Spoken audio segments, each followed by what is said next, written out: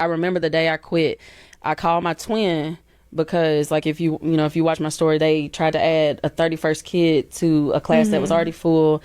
I had two students in there that were autistic, one student in there that was like severely autistic. I had a lot of kids that had different behavior problems. I had kids that had come back from the alternative school. I had a lot of SPED kids. There were a lot of behaviors in that class, and that was the class that I took to lunch. And so I didn't realize that like the class was stressing me out to the point where I was like physically, I didn't know I was getting sick until I was like being put into, the back of the ER, into the back of the ambulance.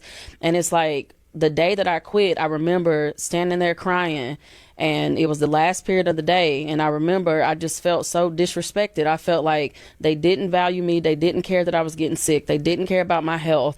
It was like they was running around putting out so many fires all the time that they didn't have time to help. One of my students I was walking around actively monitoring, I looked at his paper and I was like, hey, I can't read your handwriting on this. He goes, well, I can read it. The person who wields the red pen needs to be able to read it. I can't read it. And he just was like, I mean, I can read it. And I'm like, how am I supposed to grade if I can't read it? When they don't care about something, they do not care with their whole chest. Do you hear me?